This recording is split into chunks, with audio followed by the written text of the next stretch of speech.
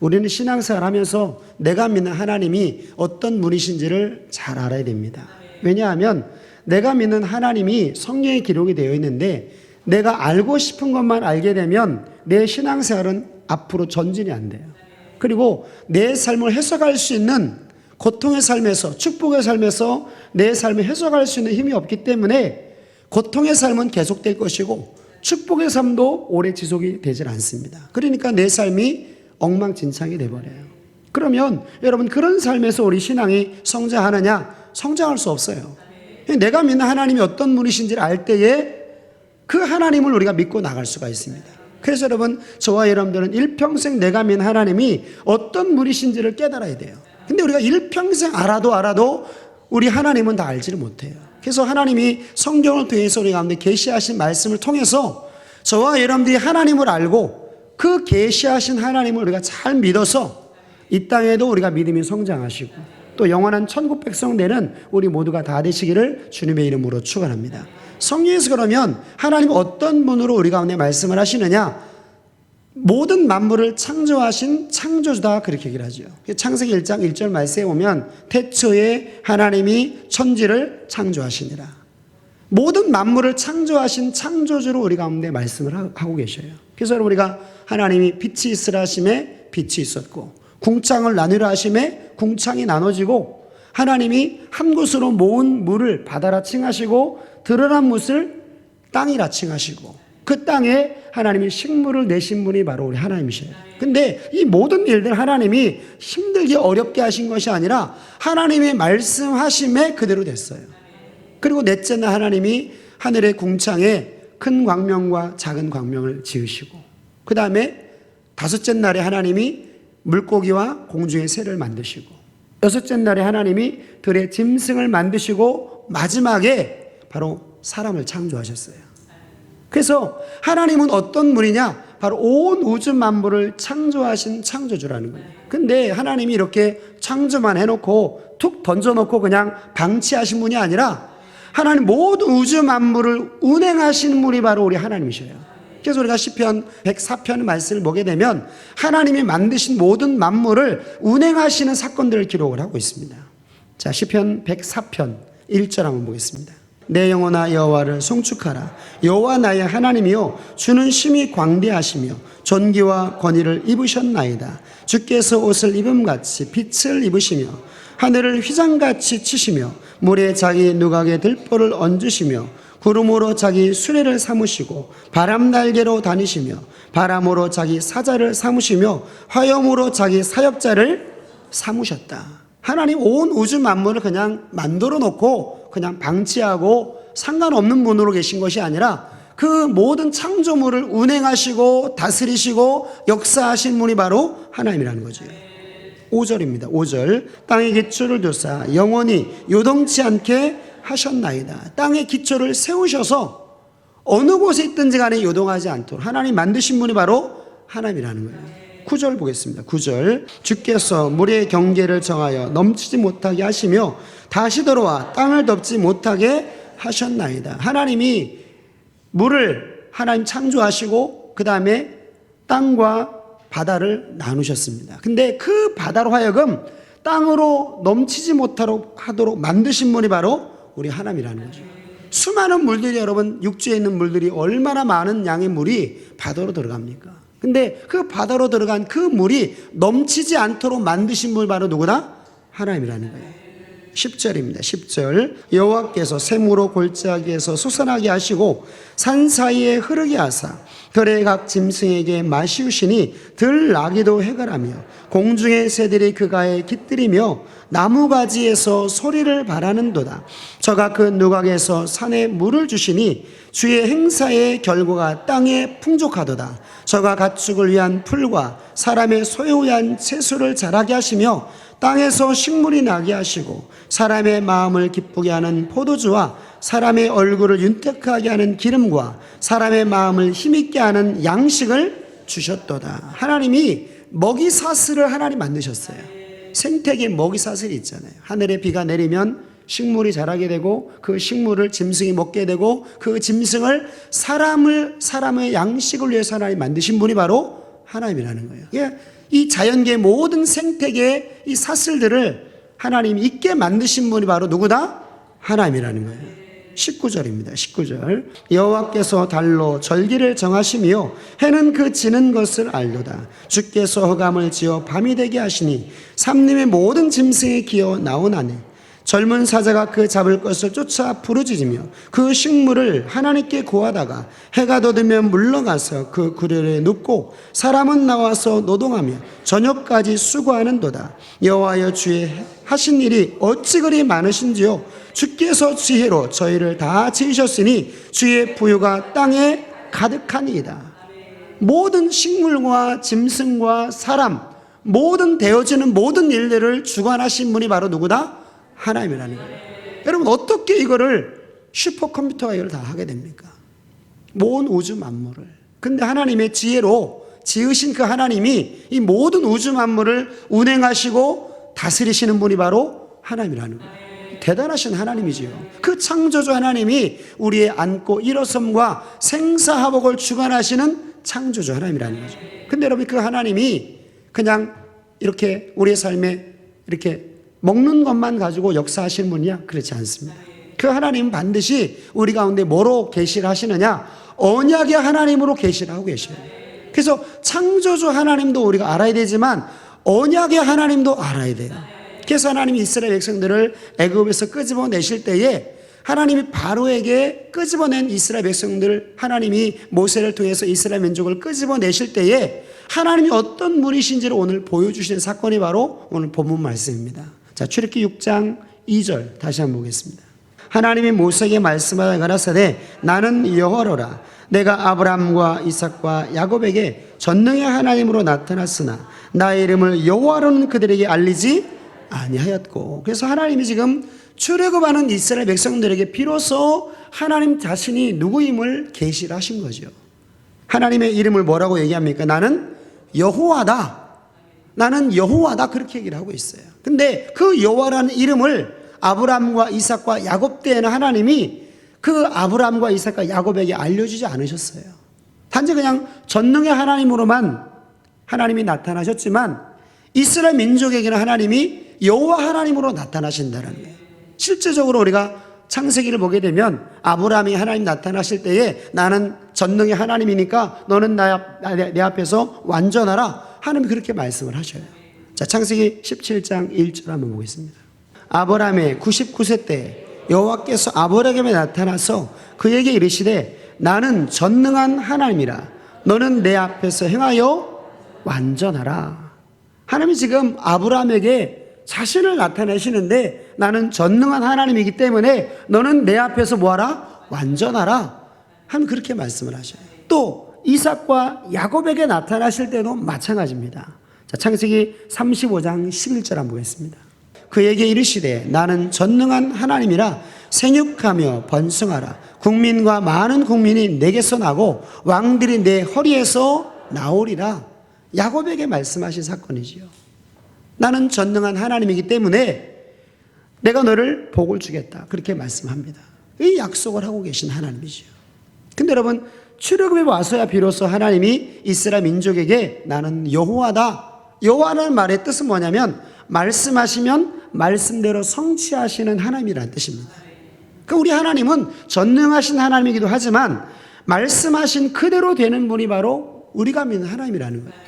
그래서 여러분, 인류의 모든 역사는 어떻게 진행이 되느냐? 하나님이 하신 말씀과 그 말씀을 성취하는 역사입니다. 그래서 하나님이 하신 말씀은 반드시 이루어지게 돼요. 그게 구약의 역사입니다. 여러분, 창세기 3장 15절에 아담과 하가 범죄함을 통해서 이제 죽게 됐어요. 근데 그 후손을 통해서 하나님이 예수 그리스도의 나심을 하나님이 예언을 하십니다. 자, 창세기 3장 15절 한번 보겠습니다. 내가 너로 여자와 원수가 되게 하고 너희 후손도 여자의 후손과 원수가 되게 하리니 여자의 후손은 내 머리를 상하게 할 것이요 너는 그의 발꿈치를 상하게 할 것이니라 하시고, 여자의 후손은 바로 누구를 얘기하느냐? 예수 그리스도를 얘기합니다. 예수님이 이 땅에 나실 때에 요셉 가문에서 나셨지만 마리아가 요셉과 정혼을 했지만 이렇게 혼인식은 아직 하지 않았어요. 처녀의 몸으로 이 땅에 오신 분이 바로 예수님이라는 거죠. 그래서 마태복음 1장 21절 말씀에 보면 아들을 낳으리니 이름을 예수라 하라. 이는 그가 자기 백성을 저희 죄에서 구원할 자 하심이라. 그러면서 이사야서 7장에 있는 말씀의 예언이 다시 한번 성취되는 것을 말씀을 하고 있어요. 그래서 구약의 모든 역사는 바로 예수님이 이 땅에 나실 것을 예언하고 그것을 성취하신 사건이 바로 구약의 역사예요. 이걸 구속사다 그렇게 얘기를 합니다.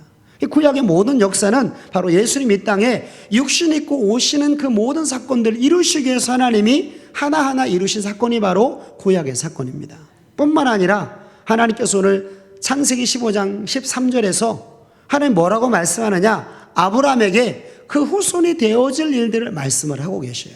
그 후손이 이방에서 계기될 것이다.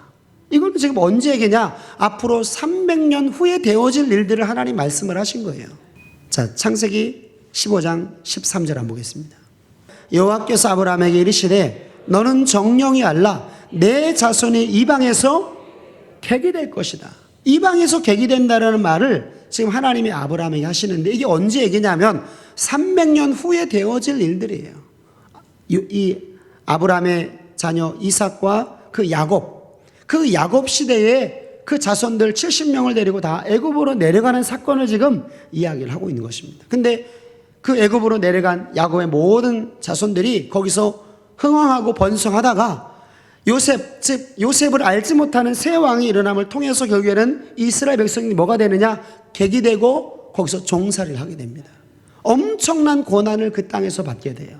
그래서 그 신음소리를 하나님 들으시고 하나님께서 이스라엘 민족을 애굽에서 끄집어내시기로 하나님이 작정하신 사건입니다. 자, 다시 창세기 15장 13절입니다. 여호와께서 아브라함에게 이르시되 너는 정령이 알라 내 자손이 이방에서 계기되어 그들을 섬기겠고 그들은 400년 동안 내 자손을 괴롭게 하리니 그 섬기는 나라를 내가 징치할지며 그 후에 내 자손이 큰 재물을 이끌고 나오게 될 것이다. 이방에서 계기될 것이라는 것은 300년 후에 되어질 일들을 말씀을 하시고 그 땅에서 엄청난 고난을 받다가 하나님이 400년 동안 고난을 받는 거예요. 4대 만에 돌아오게 된다는 것은 400년 동안 엄청난 고난을 받게 됩니다. 그리고 그 종삼은 나라를 하나님 어떻게 합니까? 하나님이 징계를 하시죠. 10가지 재앙을 통해서 이스라엘 민족을 끄집어내실 때에 큰 재물을 가지고 나오게 될 것이라는 것을 하나님이 이스라엘 민족에게 이미 700년 전에 말씀을 하셨어요. 그 하신 말씀이 언제 이루어지게 됩니까? 출애굽에서 이루어지게 돼요. 우리 하나님 대단하신 하나님이죠. 우리가 믿는 하나님은 반드시 말씀하시면 그 말씀대로 이루신 분이 바로 우리 하나님이십니다. 여러분, 그 하나님, 그래서 당장 내 앞에 하나님 하신 말씀이 이루어지지 않는다고 우리가 그 하나님 말씀을 무시하거나 하나님을 우리가 경외를 여기면 안 된다는 거예요. 왜? 그 하신 말씀 그대로 하나님이 성취하신다는 거죠. 그래서 여러분, 내가 믿는 하나님이 언약의 하나님이다, 이 말은 무슨 얘기냐? 하나님 말씀하시면 반드시 이루시고 성취하신다는 거예요. 근데 그 하나님이 출애굽하는 과정에서 하나님이 이스라엘 민족에게 3가지를 약속을 하십니다. 지금 출애굽기 6장은 어떤 사건이냐? 지금 모세와 아론이 바로 왕에게 찾아가서 우리 백성들은 하나님을 섬기는 백성들이기 때문에 광야에 나가서 우리가 하나님을 섬겨야 됩니다 라고 이야기를 한 후예요. 근데 그 이야기를 듣고 바로가 옳거니 이 이스라엘 민족 다 데리고 나가서 광야에서 하나님을 섬기십시오 이렇게 얘기한 게 아닙니다. 야, 나는 하나님을 모르기 때문에 왜 내가 이스라엘 민족을 보내야 되는데 해가지고 이스라엘 민족에 더 많은 고통을 받게 만들었어요. 그러니까 이스라엘 민족은 지금 영문도 모르고 고통을 받는 거예요. 모세가 바로에게 이야기한 이후로부터 이스라엘 민족은 더 많은 고통들을 당하게 되기 때문에 그렇습니다. 근데 하나님이 그때 바로 모세에게 주신 말씀이 바로 뭐예요? 3가지를 약속을 하셔요. 첫 번째가 바로 뭐냐? 바로 애굽에서 끄집어내 주시겠다라는 거예요. 자, 출애굽기 6장 6절입니다. 그러므로 이스라엘 자손에게 말하기를 나는 여호와라 내가 애굽 사람의 무거운 짐 밑에서 너희를 빼어내며 그 골개서 너희를 건지며 편팔과 큰 재앙으로 너희를 구속하겠다. 이 말은 무슨 얘기냐? 하나님의 전능하신 능력으로 애굽 사람 밑에서 너희를 끄집어내 주겠다라고 말씀을 하고 있어요.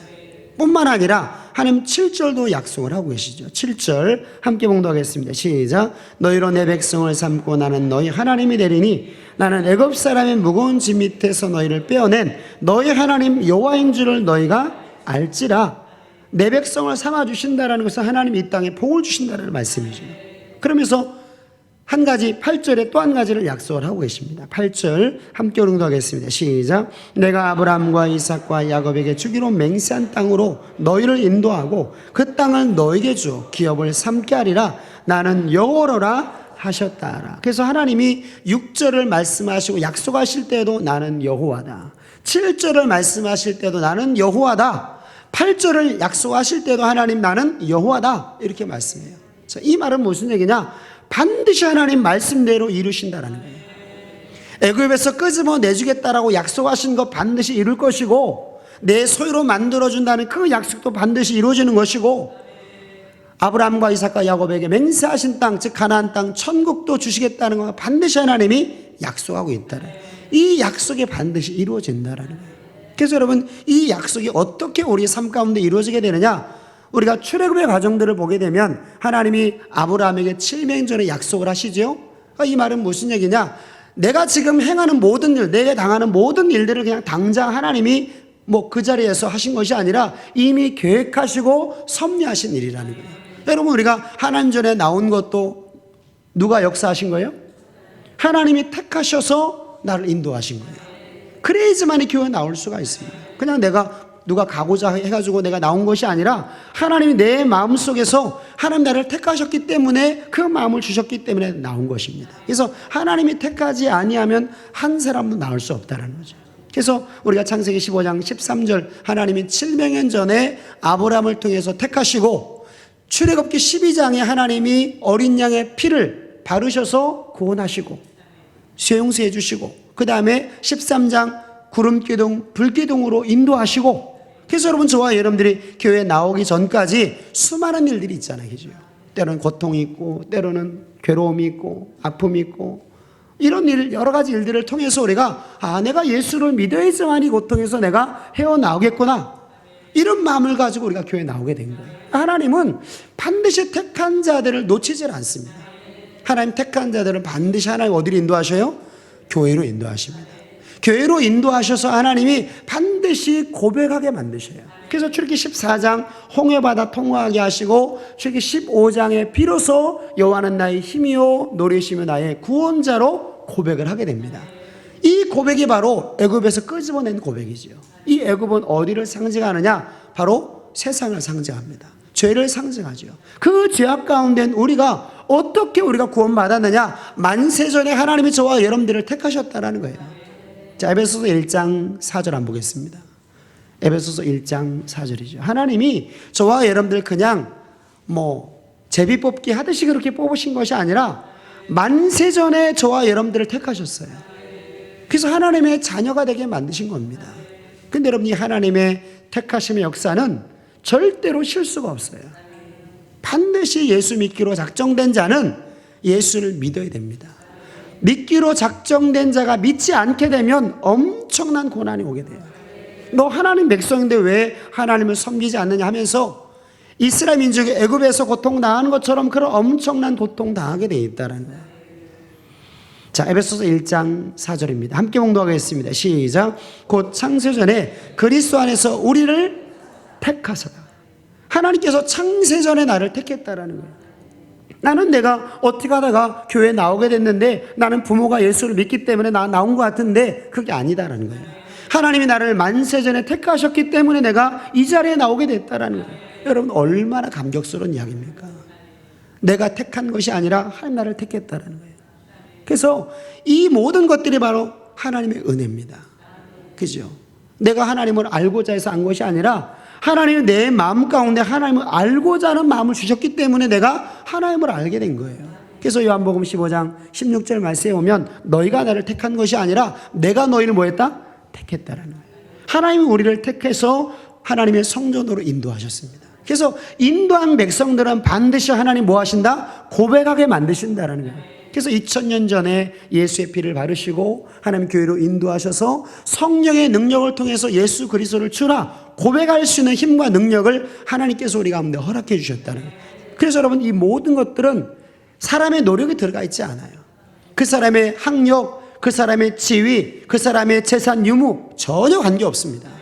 이건 하나님의 일방적인 은혜예요. 다 하나님의 자녀입니다. 그래서 이 모든 것이 하나님의 은혜요, 하나님의 선물이다. 믿음으로 하나님의 자녀가 되는 거지, 내가 똑똑하고 내가 잘났기 때문에 내가 예수를 믿는 게 아니라는 거예요. 아무리 여러분 우리가 똑똑한 사람이라 할지라도 하나님이 그 마음 가운데 하나님을 아는 마음을 허락지 아니하시면 교회 나오질 않습니다. 왜 교회 나가야 되는데, 눈에 보이지 하나님 우리가 왜 믿는데, 이런 얘기는 했었고.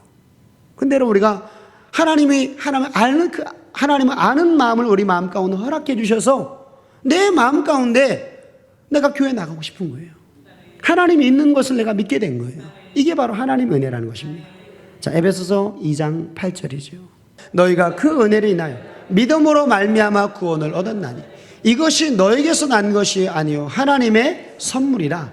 행위에서 난 것이 아니니 이는 누구든지 자랑치 못하게 함이니라. 하나님의 자녀가 된 것은 내 노력, 내 지혜로 된 것이 아니고 하나님의 일방적인 은혜로 됐다는 거죠. 그리고 여러분, 이 하나님의 자녀 삼으심의 이 은혜는 실수하심이 없습니다. 실수함이 없어요. 한 번도 빗나간 적이 없습니다.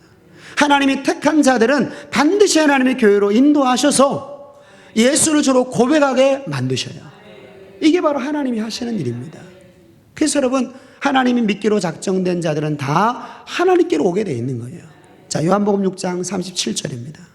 아버지께서 내게 주신 자는 다 내게로 올 것이요 내게 오는 자는 내가 결코 내어 쫓지 아니하게 될 것이다. 하나님이 주님께 속한 영혼들은 반드시 하나님이 어디로 인도하신다는 거예요? 하나님께로 인도하신다는 거예요. 교회로 인도하신다는 거죠. 그 하나님의 인도하심은 절대로 실패가 없었습니다. 그래서 하나님 백성들이 교회로 나오게 되는 거예요. 근데 여러분, 하나님이 이 첫 번째 약속은 하나님의 전적인 은혜로 말미암아 된 사건이지만, 교회에 나와서 우리가 신앙생활을 하면서 우리는 두 가지를 나오게 돼요. 하나는 뭐냐? 축복과 저주를 만나게 됩니다. 또 더 나아가서는 천국과 지옥을 가게 돼요. 이게 예수를 믿는 사람과 안 믿는 사람, 교회에 나와서 예수를 믿는 사람은 다 천국, 교회 나오지 않는 세상 사람들은 다 지옥, 이렇게만 우리가 생각을 하게 되면 여러분, 신앙생활하기가 굉장히 쉬워집니다. 근데 교회에 와서 우리가 신앙생활을 하다 보면 여러분, 내 삶에 복을 받을 때도 있고 고통을 만날 때도 있어요. 그러면 좋으신 하나님, 사랑의 하나님이 왜 내 삶 가운데 고통을 주고 어려움을 주나, 이게 해결이 안 돼요. 하나님의 언약의 하나님을 알지 못하게 되면 그 고통에서 그냥 묻혀버립니다. 고통은 그냥 마귀가 준 거다. 고통은 누군가 나를 괴롭게 만든 거다. 내가 사람을 잘못 만나서 그렇다. 이렇게만 생각을 합니다. 그러면 여러분, 우리의 믿음이 자라질 않아요. 왜? 하나님을 모르기 때문에. 하나님 말씀을 모르기 때문에 내 삶에 당한 일들을 내가 깨닫지를 못하는 거예요. 그럼 믿음이 성장하지 않습니다. 하나님 말씀을 신뢰하지 못하는 거예요. 나는 예수를 믿었지만 내 삶에 일어나는 모든 일들은 하나님 말씀과 상관없이 그냥 제멋대로 일어난다, 이렇게 생각을 한다는 거예요. 그러니까 우리의 삶이 정돈이 되질 않아요. 우리의 삶이 악에서 떠나질 않습니다. 하나님의 선을 행하는 삶에서 우리가 계속 꾸준하게 나가지를 못해요. 왜? 언약의 하나님을 모르기 때문에. 근데 여러분, 여전히 내가 몰라도 하나님 교회 생활하면서 내 삶의 축복과 저주는 여전히 나타납니다. 근데 여러분, 우리가 하나님은 지금 오늘 출애굽하는 이스라엘 백성들에게 나는 여호와다, 내가 아브라함과 이삭과 야곱에게는 내가 전능의 하나님으로 희미하게 나타났지만 내가 이스라엘 민족 너희에게는 내가 여호와 하나님, 말씀하시면 말씀대로 성취하시는 하나님을 내가 분명히 보여준다, 그렇게 말씀하셔요. 왜? 이 언약의 말씀이 너무나 중요하기 때문에 그렇습니다. 그래서 하나님이 두 번째로 하신 약속이 바로 뭐냐? 오늘 6장 7절에 나와 있죠. 자, 출애굽기 6장 7절 한번 볼까요? 너희로 내 백성을 삼고 나는 너희의 하나님이 되리니 나는 애굽 사람의 무거운 짐 밑에서 너희를 빼어낸 너희의 하나님 여호와인 줄을 너희가 알지라. 애굽에서 끄집어낸 하나님의 그 능력으로 하나님께서 뭐 하신다라는 거예요? 백성 삼아 주신다라는 거예요. 여러분, 하나님의 백성이 되고 하나님의 소속이 된 우리는 얼마나 행복할까요? 우리의 삶에 하나님 얼마나 많은 것들을 공급하실까요? 근데 여전히 내 삶에 고통이 오고 여전히 내 삶에 아픔이 오고 일이 어그러지고 하는 일들은 왜 그러냐? 그 하나님의 소유에서 내가 벗어나 있다라는 거예요. 그 언약에서 내가 벗어나 있다라는 거예요. 왜? 우리가 믿는 하나님은 온 우주 만물을 창조하시지만 운행하시지만 어떻게 운행하시느냐? 사람을 운행하실 때, 성도를 운행하실 때는 하나님이 반드시 언약대로 운행을 하셔요. 언약대로. 그래서 이것이 하나님의 특별한 은총입니다. 예수를 믿는 저와 여러분들에게 주신 하나님의 특별한 은혜예요. 그래서 우리가 시편 89편 3절 말씀에 오면 하나님은 택한 자와 언약을 맺으십니다. 시편 89편 3절 한번 보겠습니다. 주께서 이르시되 내가 나의 택한 자와 언약을 맺으십니다. 그래서 하나님 만세 전에 택해놓고 반드시 하나님 뭐 하신다? 언약을 맺으신다는 거예요. 그래서 이스라엘 민족 출애굽기 15장에서 그들을 고백하게 만드시죠. 성령을 통해서 고백하게 만드시고 출애굽기 19장에 가서야 하나님이 언약을 맺는 과정입니다. 자, 출애굽기 19장 4절 한번 보겠습니다. 나의 애굽 사람에게 어떻게 행하였음과 내가 어떻게 독수리 날개로 너희를 업어 내게로 인도하였음을 너희가 보았느니라. 세계가 다 내게 속하였나니 너희가 내 말을 잘 듣고 내 언약을 지키면 너희는 열국 중에서 내 소유가 되겠고 너희가 내게 되어 제상 나라가 되며 거룩한 백성이 되리라. 너는 이 말을 이스라엘 자손에게 고할지니라. 고백한 이스라엘 백성들, 출애굽한 이스라엘 백성들에게 이 언약의 말씀 지키면 내가 소유로 만들어주고 제상 나라가 되게 하고 거룩한 백성 만들어주겠다는 것을 이야기를 하라는 거예요. 근데 여러분, 예수를 주로 고백한 이후에는 하나님 말씀에 순종할 수 있는 힘을 주셨기 때문에 우리가 그 말씀대로 행하겠습니다라고 이야기를 하게 되죠. 자, 7절입니다. 7절 함께 봉독하겠습니다. 시작. 모세가 와서 백성의 장로들을 불러 여호와께서 자기에게 명하신 그 모든 말씀을 그 앞에 진술하니 백성이 일제에 응답하여 가로되 여호와의 명하신 대로 우리가 다 행하리라. 모세가 백성의 말로 여호와께 회보하며 하나님을 예수로 고백했기 때문에 주신 모든 말씀 내가 순종하겠습니다. 그렇게 얘기하는 건 당연한 거지요. 왜? 그분을 알았고 성령을 통해서 고백했기 때문에 그분이 하신 말씀 순종하는 건 당연한 것이고 내 삶 가운데는 복이 된다는 거예요. 그래서 여러분, 하나님이 이 언약의 말씀을 주시는데 이 언약의 말씀 가운데는 두 가지가 들어있어요. 복이 들어있고 저주가 들어있습니다. 그래서 여러분, 예수를 믿으면서 교회에 나와서 신앙생활 하면서 어떤 사람은 행복하고 만족하고 복을 받으면서 신앙생활 하는 사람이 있고 어떤 사람은 눈물을 흘리면서 신앙생활 하는 사람이 있다라는 거예요. 이게 무슨 차이냐? 태생이 나는 원래 그런 태생이냐? 그게 아니라는 거예요. 나는 원래 그런 팔자냐? 그게 아니고 여호와의 말씀, 즉 언약의 말씀에 순종했느냐 순종하지 않았느냐에 따라서 결정이 된다라는 거예요. 하나님 그렇게 만들어 놓으셨어요. 뭐 하라고? 언약의 말씀 지키라고. 우리가 믿는 하나님은 언약의 하나님이기 때문에 그 언약의 하나님이 내 삶에 축복도 주고 내 삶을 영원한 천국으로 인도하기 때문에 하나님은 이렇게 하실 수밖에 없어요. 근데 우리가 이걸 어겨버리고 이걸 무시하고 내 마음대로 가면 하나님이 언약을 그냥 없게 만드시느냐? 그게 아닙니다. 하나님은 이 언약의 말씀을 생명이기 때문에 이게 복이기 때문에 이 말씀을 흐트러뜨리질 않으셔요. 그래서 내가 이 언약의 말씀대로 살면 하나님 내 삶에 복을 주시지만 언약의 말씀대로 내가 살지 않게 되면 하나님 내 삶에 7배, 7배, 7배를 더한 고통을 주십니다. 이 고통은 끝나질 않는 거예요. 언제 끝나느냐? 내가 죽을 때 끝나죠. 근데 죽을 때 끝나는 그 이후에는 뭐가 있느냐? 영원한 지옥이 기다리고 있죠. 더 엄청난 고통이 기다리고 있어요. 살아있을 때 하나님이 저와 여러분들에게 주신 이 고통들, 하나님 우리 가운데 주시는 이 징계들, 여러분 그거 원망하지 마시고 감사하셔야 돼요. 근데 왜 사람들이 이걸 모르게 되느냐? 당장 나타나지 않는다라는 거예요. 당장. 예를 들어서 내 마음에 하나님 앞에 순종하라는 말씀 내가 순종하지 않았어요. 뭐 지난주에 주신 말씀, 하나님이 가정에서 부부간에 남편은 아내를 자기 몸처럼 사랑하고 아내는 자기 남편을 죽게 하듯 해야 된다. 이 말씀을 내가 받았는데 뭐 그 말씀대로 뭐가 이루어져. 불순종했어요. 근데 불순종했음에도 불구하고 내 삶에 바로바로 나타나면 괜찮은데 그게 나타나질 않는 거예요. 그게 1년이 지나고 2년이 지나고 3년이 지나고 10년이 지나고 20년이 지나도 그게 나타나지 않을 수가 있어요. 근데 여러분, 우리가 믿는 하나님 반드시 어떤 하나님이셔요? 언약의 하나님.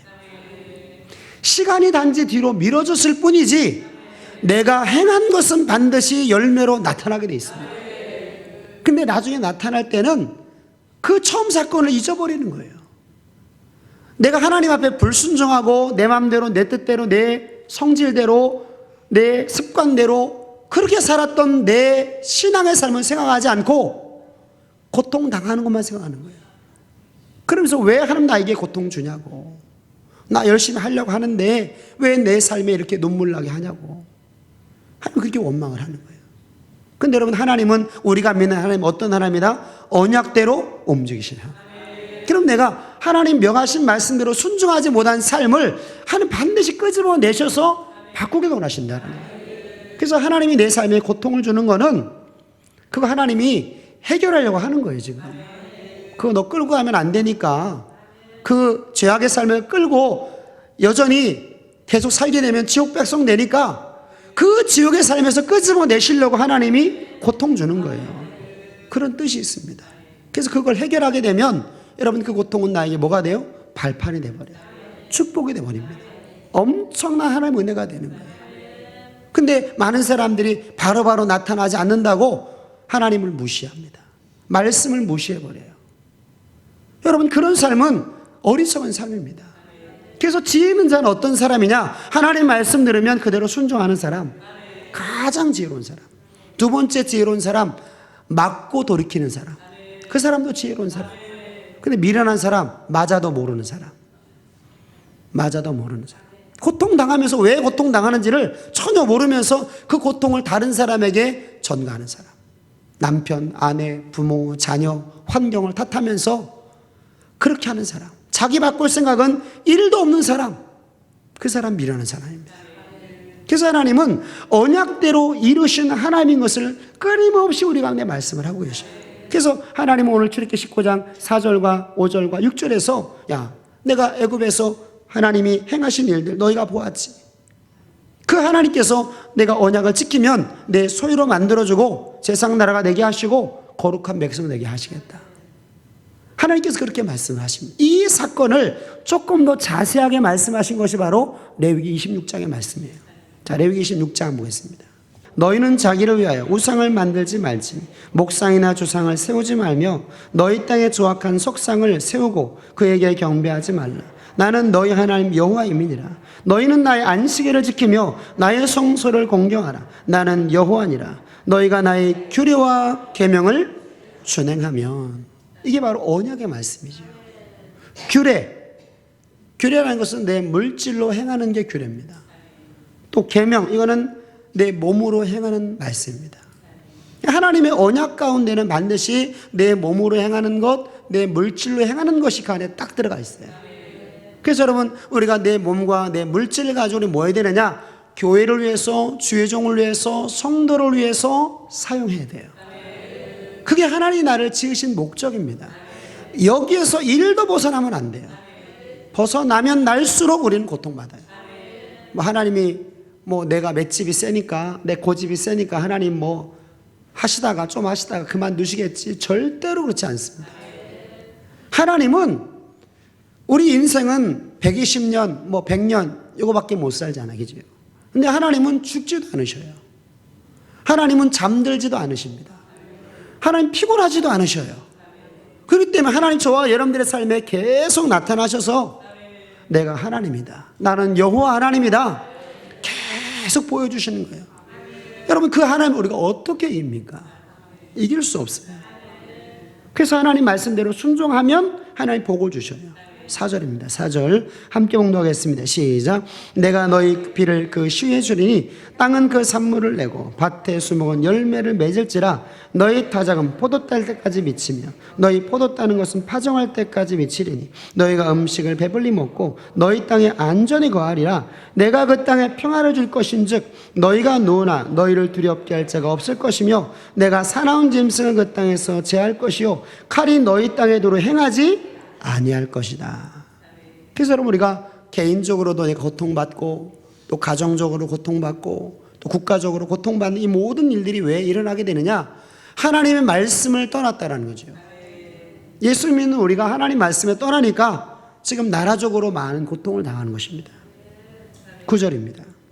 내가 너희를 권고하여 나의 너희와 세운 언약을 이행하여 너희로 번성케 하고 너희로 창대케 할 것이다. 우리가 믿는 하나님은 언약의 하나님이기 때문에 그 언약의 말씀을 지키면 내 마음에 감사도 있고 내 삶에 하나님 주시는 복도 있고 은혜가 있는 삶을 살게 돼요.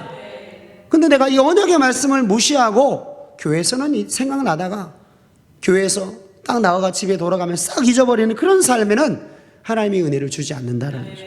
내가 하나님 말씀 받았다면 여러분 교회에서도 우리가 아멘 하시고 가정에서도 아멘 하셔야 돼요. 어디서든지 우리가 아멘 하셔야 됩니다. 그래야지만 하나님 주시는 복과 은혜를 받을 수가 있어요. 근데 정반대로 하게 되면 어떻게 되느냐? 복을 못 받는 게 아닙니다.